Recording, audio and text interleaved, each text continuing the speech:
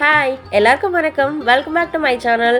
நீங்கள் இப்போ தான் ஃபஸ்ட் டைம் என்னோடய வீடியோ பார்க்குறீங்கன்னா ப்ளீஸ் சேனலை சப்ஸ்கிரைப் பண்ணிக்கோங்க. எப்பொழுதும் பூஜை அறை குறிப்புகள் தானே போடுறோம். அதனால் இன்றைக்கி ஒரு சேஞ்சுக்கு சமையலறை குறிப்புகள் போட்டிருக்க. பூஜை அறை குறிப்பு மாதிரியே சமையலறை குறிப்பையும் சப்போர்ட் பண்ணுங்கள். வாங்க வீடியோக்குள்ளே போகலாம். டிப்ஸ் நம்பர் 1, நம்ம வந்து அரிசி பருப்பு இதெல்லாம் வந்து பல்காக வாங்கி வைக்கும்போது கண்டிப்பாக வந்து பூச்சி வண்டு பிடிக்கும். அது இல்லாமல் இருக்கிறதுக்கு என்ன பண்ணலாம் கேட்டிங்கன்னா, ஒரு 10 வரமிளகாய், அதோடு சேர்த்து ஒரு 10 பல் கிராம்பு, அதோடு சேர்த்து 2 பிரியாணி இலை, இது எல்லாத்தையும் நம்ம அரிசிலையும் பருப்புலையும் போட்டு வைக்கும்போது சீக்கிரம் வந்து பூச்சி வண்டு பிடிக்காமல் இருக்கும். அந்த கிராம்பு பிரியாணி இலையெல்லாம் நீங்கள் தட்டுப்படணும்னு நினச்சிங்கன்னா ஒரு சின்ன மூட்டையாக கட்டி கூட நம்ம அரிசிலையும் பருப்புலையும் போட்டு வச்சுக்கலாம். அப்புறம் வந்து இந்த படி வந்து அரிசி படி, இந்த அரிசி படியில் வந்து ஃபுல்லாக அரிசி நிரப்பி வந்து வைக்கணும். இது தெரியாமல் நான் ஒரு வீடியோவில் அப்படியே போட்டுட்டுன்னு ஒரு சிஸ்டர் திட்டினாங்க. ஃபஸ்ட்டு அரிசி படியில் அரிசி ரொப்பி வைங்க, அப்புறமா வந்து வீடியோ போடுங்க அப்படின்னு. அவங்ககிட்டேருந்து நான் இந்த சின்ன இன்ஃபர்மேஷனுமே கற்றுக்கிட்டேன். இது மாதிரி நீங்களும் அரிசி படியில் வந்து அரிசி ஃபுல்லாக நிரப்பி வைங்க. அடுத்த டிப்ஸ் நம்பர் 2, சில பேருக்கு வந்து கல் உப்பு வந்து நம்ம ஜாடியில் வச்சாலும் எதில் வச்சாலும் சீக்கிரம் நீத்து போய் தண்ணி விட்டுரும். அதை வந்து தவிர்க்கிறதுக்கு வந்து நம்ம என்ன பண்ணலாம், மோஸ்ட்லி வந்து ஜாடி அப்படி இல்லைனா வந்து கிளாஸ் வச்சுருக்க பாத்திரங்கள் வந்து யூஸ் பண்ணுங்கள். பிளாஸ்டிக்கை தவிர்த்துட்டு இந்த ஜாடியிலையோ இல்லைனா அந்த கிளாஸ்லேயோ சோளமாவு இருக்குல்ல, அதாவது கார்ன்ஃப்ளவர், அந்த கார்ன்ஃப்ளவரை வந்து ஒரு கையளவு எடுத்து நல்லா ஃபுல்லாக ஜாடியில் ஃபுல்லாக அப்ளை பண்ணிடுங்க. அப்ளை பண்ணினதுக்கப்புறம் நம்ம வந்து இதில் வந்து உப்பு கொட்டணும்னா அதில் உள்ள ஈரத்தன்மையை வந்து இந்த மாவு வந்து எடுத்துக்கும். அப்போ வந்து சீக்கிரம் வந்து உப்பு வந்து நீத்து போகாமல் ஜாடியில் வந்து கொஞ்சம் ட்ரையாகவே இருக்கும். முடிஞ்ச அளவு ஈரக்கையை பயன்படுத்தி வந்து உப்பு எடுக்காமல் இருக்க பாருங்கள். ஏன்னா நம்ம ஈரக்கையை பயன்படுத்தும் போது சீக்கிரம் வந்து உப்பு வந்து நீத்து போகிற தன்மை வந்து கிடைக்கும். அதனால் முடிஞ்ச அளவு வந்து கையை நல்லா தொடச்சிருங்க. இது வரைக்கும் இதை யாரும் ட்ரை பண்ணி பார்க்கலன்னா ட்ரை பண்ணி பாருங்கள். அடுத்து டிப்ஸ் நம்பர் 3, நம்ம எல்லாரோட சமையல் அறையிலையும் வந்து அஞ்சரைப்பெட்டி வந்து முக்கிய இடம் பெறும். இதை வந்து அந்த காலத்தில் வந்து 5 அறைகளை கொண்ட மரத்தால் ஆன பெட்டிகளை தான் வந்து அஞ்சரைப்பெட்டின்னு அழைச்சாங்க. இதை மருந்து டப்பா, செலவு டப்பா அப்படின்னு கூட சொல்லுவாங்களாம். ஏன்னா இதில் உள்ள பொருட்கள் எல்லாமே மருந்து சம்மந்தப்பட்ட பொருட்கள். இந்த பொருட்களை வச்சு நம்ம உடம்புல ஏற்படுற சின்ன சின்ன உபாதைகளை கூட நம்ம சரி பண்ணிக்கலாம். அப்படிங்கிறதுனால இது செலவு டப்பா, மருந்து டப்பான்னு அழைக்கப்பட்டுச்சு. இதை வந்து மந்த்லி ஒன்ஸ் தான் நம்ம வந்து க்ளீன் பண்ணி வச்சுக்கணும். அப்போ தான் பூச்சி வராமல் இருக்கும். மேலும் அதில் வந்து பொருட்களை கொட்டுறதுக்கு பதிலாக நம்ம அதை எடுத்து வச்சுட்டு மாதத்துக்கு ஒரு தடவை வந்து க்ளீன் பண்ணிட்டு அதே பொருட்களை வந்து இதில் வந்து சேர்த்துக்கலாம். அது மாதிரி கடுகு டப்பாவில் ஒரு 5 ரூபாயோ இல்லை 1 ரூபாயோ வந்து போட்டு வச்சுக்கோங்க. அது வந்து நம்ம கையில் தட்டுப்படும் போது நமக்கு வந்து சீக்கிரம் நமக்கு வந்து பணவரவு அதிகமாக இருக்கும் அப்படிங்கிறது வந்து ஒரு ஐதீகம். கண்டிப்பாக ஒரு டப்பாவில் வந்து நான் கிராம்பு பிரியாணியில் சேர்த்துக்குவேன். சீக்கிரம் வந்து பூச்சி வராமல் இருக்கிறதுக்காக. சில பேர் வந்து கிராம்பு பட்டை சோம்பு போகிறதுக்குன்னே தனி பாக்ஸ் வச்சுருப்பாங்க. இதில் மஞ்சத்தூளுமே வந்து நம்ம சேர்த்து வச்சுக்கலாம். ஆனால் நான் வந்து இதில் மஞ்சத்தூள் வச்சுக்க மாட்டேன். ஏன்னா அது வந்து எனக்கு எடுக்கிறதுக்கு கொஞ்சம் கஷ்டமாக இருக்கும். அப்படிங்கிறதுனால இந்த பொருட்களை மட்டும் சேர்த்து வச்சுக்குவேன்.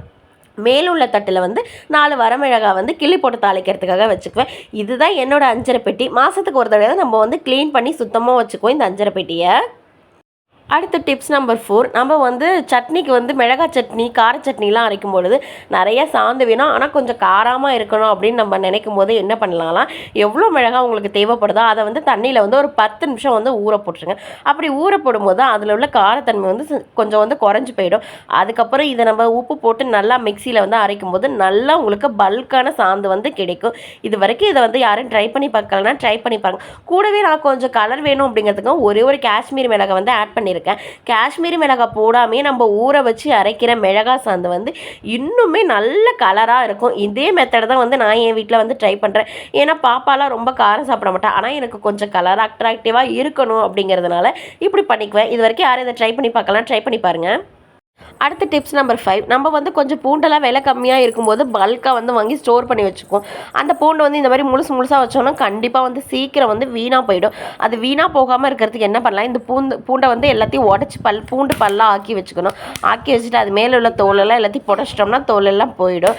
அந்த பூண்டு பற்கள் எல்லாத்தையுமே காற்று போகிற மாதிரி ஒரு டப்பாவில், அதாவது இந்த மாதிரி வெங்காய கூட அது மாதிரி சொல்லலாம், இதுவே மூங்கில்ல, ஓலையில் இது மாதிரிலாம் கூட கிடைக்கும்.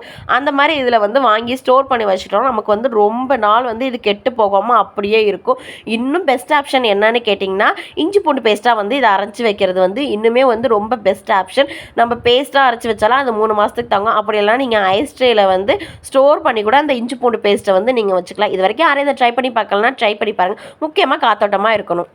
அடுத்த டிப் நம்பர் 6, நம்ம வந்து பிரியாணி இதெல்லாம் செய்யும்போது பல்காக வந்து நமக்கு வந்து பூண்டு உரிக்கிற மாதிரி இருக்கும். வெறுமனே வந்து அந்த பூண்டை வந்து நம்ம உரிக்கும்போது ரொம்ப டைம் எடுக்கும்.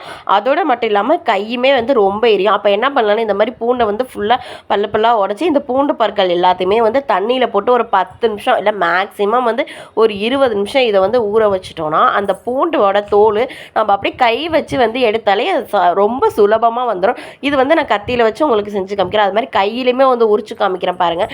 அது வந்து சீக்கிரம் வந்து அந்த பூண்டு பற்களில் உள்ள தோல் எல்லாமே எடுத்துக்கிட்டு வந்துடும்.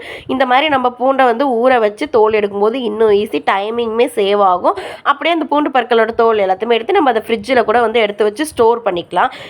இந்த டிப்ஸ் வந்து ரொம்ப யூஸ்ஃபுல்லாக இருக்கும். இதை தான் வந்து நான் ரெகுலராக வந்து பூண்டு உரிக்கிறதுக்கு வந்து யூஸ் பண்ணுறேன். ஏன்னா எனக்குமே அந்த பூண்டு உரிக்கிற வேலை வந்து ஒரு பிடிக்காது. இஞ்சி பூண்டு பேஸ்ட் வந்து அரைக்கும் பொழுது இந்த மாதிரி பல்காக பூண்டை வந்து தண்ணியில் ஊற வச்சு உரித்து இஞ்சி பூண்டு பேஸ்ட் வந்து அரைச்சி வச்சுக்குவேன்.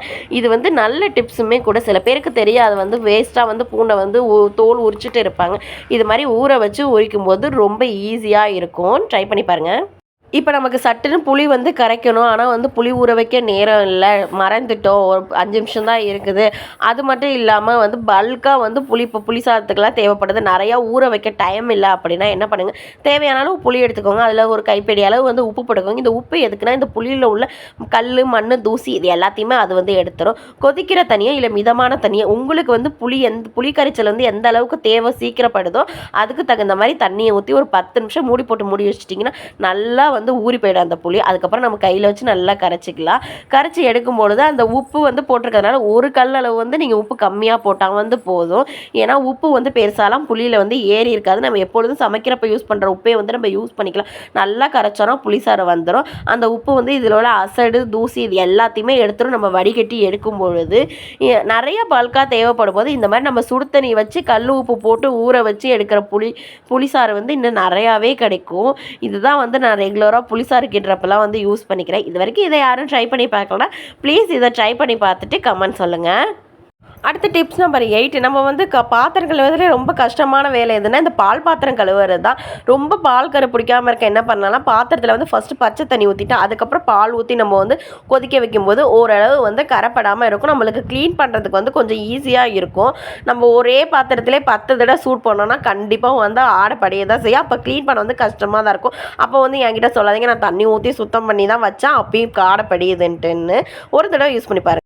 அடுத்த டிப்ஸ் நம்பர் 9, நம்மளுக்கு வந்து தேவையான கொண்டைக்கடலை, சுண்டல் இது எல்லாம் வேணால் நம்ம வந்து ஓவர் நைட் வந்து ஊற வைப்போம். அப்படி ஊற வைக்க டைம் இல்லை, மறந்துட்டீங்க ஒன்ஸ் நீங்கள் அப்படின்னு நினச்சிங்கன்னா இப்போ 2 மணி நேரத்தில் உங்களுக்கு வந்து சுண்டலோ இல்லை கொண்டைக்கடலையோ ஊறணும் அப்படின்னு நினச்சிங்கன்னா இந்த மாதிரி ஒரு ஹாட் பாக்ஸில் வந்து உங்களுக்கு தேவையான பயிர் வகைகளை வந்து கொட்டி சூடான தண்ணி ஊற்றி அந்த ஹாட் பாக்ஸ் ஃபுல்லாக வந்து நல்லா க்ளோஸ் பண்ணிடுங்க. அப்போ வந்து அந்த சூட்லேயே வந்து 2 மணி நேரத்துலேயே நல்லாவே வந்து சுண்டலோ கொண்டைக்கடலையோ வந்து சீக்கிரம் வந்து ஊறி போயிடும். அதுக்கப்புறம் வந்து நம்ம ப்ரெஷர் குக் பண்ணோன்னா எப்பொழுதும் ஓவர் நைட் ஊற வச்சு எப்படி ப்ரெஷர் குக் பண்ணும்போது நல்லா வெந்து வருமோ அதே மாதிரி இந்த சுண்டல் வந்து வெந்து வந்துடும். இது வரைக்கும் யாரும் ட்ரை பண்ணி பார்க்கலாம், ட்ரை பண்ணி பாருங்கள். அடுத்த டிப்ஸ் நம்பர் 10, என்னைக்காவது நம்ம வந்து சாதம் அதிகமாக வடிச்சிருவோம். அன்றைக்கி வந்து மறுநாள் வந்து பழைய சாதம் வந்து நம்ம தண்ணி ஊற்றி வச்சு யூஸ் பண்ணிக்குவோம். பழையதை சாப்பிட விருப்பம் இல்லாதவங்க வந்து என்ன பண்ணலாம், இதை அப்படியே எடுத்து ஃப்ரிட்ஜில் வச்சுருங்க. வச்சுட்டு மறுநாள் கொஞ்சம் கூல் டவுன் பண்ணிவிட்டு அந்த சாதத்தை குக்கரில் போட்டு 1 டம்ளர் தண்ணி ஊற்றி ஐ ஃப்ளேமில் ஒரு விசில் வச்சிங்கன்னா பொலன்னு இன்றைக்கி புதுசாக வடித்த சாதம் மாதிரி ஆகிடும். நல்ல குக்கராக இருந்தால் ஒரு விசில் போதும் ஐ ஃப்ளேமில். அப்படி இல்லைனா நீங்கள் வந்து மீடியம் ஃப்ளேமில் ஒரு 10 நிமிஷம் வச்சிங்கன்னா நல்லா புழுங்கி வந்து அரிசி சூப்பராக வந்து வெந்து உங்களுக்கு புதுசாக வடித்த சாதம் மாதிரியே ஆகிடும். சாதத்தை வந்து நம்ம வேஸ்ட் பண்ணாமையும் அரிசி அன்னைக்கு வேஸ்ட் பண்ணாமல் இந்த மாதிரி நம்ம வந்து புதுசாக வடித்த சாதம் மாதிரி செஞ்சுக்கலாம். இந்த மாதிரி மோர் வீடியோஸ்லாம் வேணும்னா நம்ம சேனலை வந்து சப்ஸ்கிரைப் பண்ணிக்கோங்க. இந்த வீடியோ வந்து உங்களுக்கு பிடிக்கும்னு நினைக்கிறேன். எப்பொழுதும் பூஜை அறை குறிப்புக்கு பதிலாக இன்றைக்கி வந்து சமையலறை குறிப்புகள் வந்து கொடுத்துருக்கேன். நெக்ஸ்ட் ஒரு இன்ட்ரெஸ்டிங்கான வீடியோவில் பார்க்கலாம். அது வரைக்கும் பாய், கீப் வாட்சிங்.